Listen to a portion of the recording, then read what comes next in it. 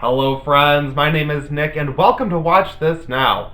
The Grudge is a remake that was written and directed by Nicholas Pesk, and you might be familiar with the 2004 remake of the Japanese horror classic Ju-on. That one starred Sarah Michelle Gellar, who was my forever queen. But this new adaptation is a proper retelling that has Americanized the material and made it a whole lot more horrifying. Now, I am a big horror fan, as I state every single time that I can, but the supernatural stuff just doesn't do it for me. I'm just not that afraid of, I don't know, a ghost laughing at me every time that I walk into a wall or something. But this movie does a really good job of making the supernatural elements connect with the character motivations and actions in a way that makes it so much more real and grounded than any of the other films that I have seen before. Now, I really liked Ju-on. I think that's actually a really good horror film. Now, what's really interesting about this new Grudge adaptation is Pesk's filmmaking style. I liked his previous two films, The Eyes of My Mother and Piercing. Recommend both of those. But this is really earthy and grounded. I really like the way that this takes the time to actually show a character take the full drag on a cigarette or to drive to a location. We don't just hop from place to place. We really take the time, and I thought that this was going to be one of those really quickly, sharp edited films, a typical Screen Gems film. But this, I like that it's actually adult and went for the full R rating. This movie is not just scary a lot of the times, it is really gruesome and gross as hell. There is such a good blend of the gross, the scary, and the supernatural. It just all ends up working for me. My biggest issue with The Grudge is really what I have a problem with most of the Grudge movies, and that's just that it has shifting timelines.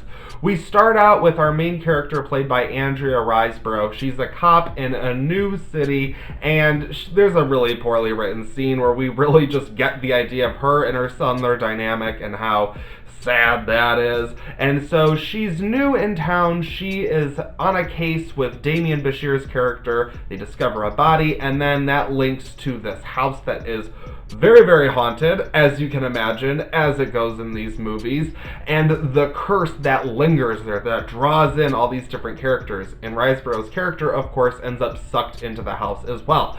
But it's not just her storyline and what she's dealing with. I like the idea of it, but the other storylines we get are of the other people that have lived in the house. And this isn't a spoiler to say because it starts out the movie with this.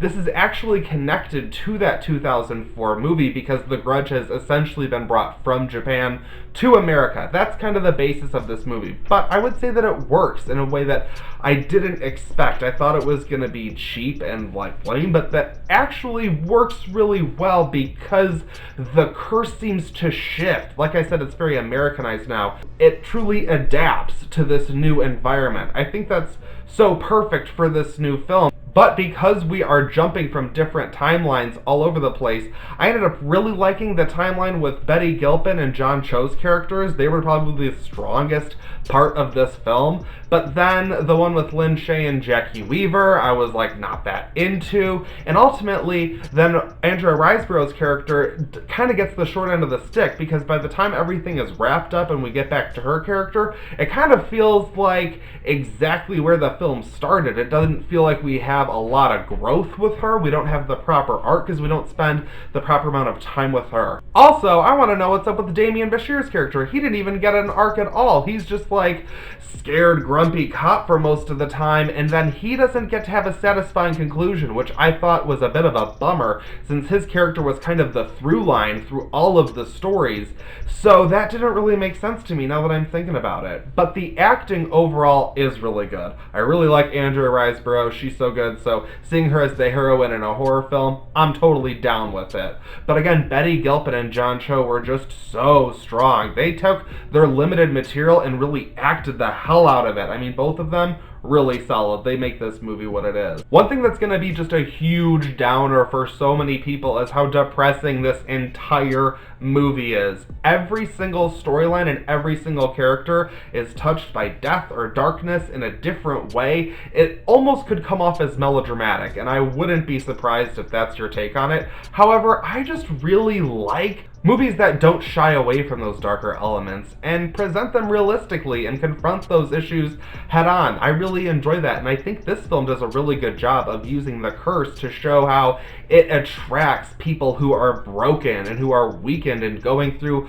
some dark times, and how that curse can feed off of it. It does a really good job of taking this curse and making a slight parallel with mental illness and depression and whatnot. Some things could be a little bit more fleshed out than others, but I think for a 90-minute horror film, this does a good job of packing in tons of scares. Again, some that could be removed because, you know, that typical jump scare bullshit, but there are plenty of gruesome deaths. I was not expecting that in this movie, but there are some really gory set pieces that are gonna make you cringe. Now, I wouldn't be able to not talk about this, but of course I can't actually talk about it, so I'll just say that the ending is quite bold. I really liked it.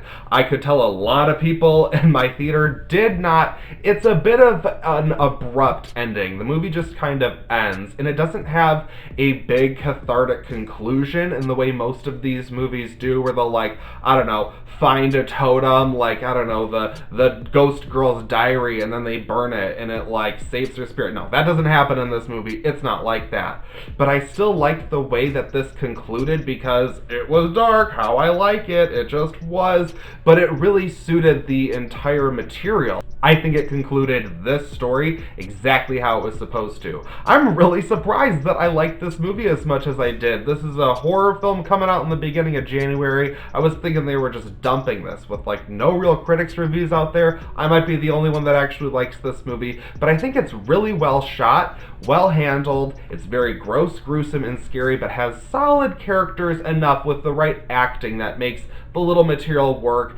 It did it for me. I'm gonna give Grudge 2020 a 3 out of 5. This was a satisfying horror film that gave me enough of what I wanted, but overall, I think the way that the storylines shifted, it did make some events more impactful because we kind of knew how this curse was working in different ways at different times. I do think that the filmmaker did a good job overall. I think you're going to enjoy this. I would actually suggest going to see this. I saw it in a pretty packed theater. I was surprised for a Thursday night screening, but people are here for this Grudge, and I'm telling you, it's totally worth seeing.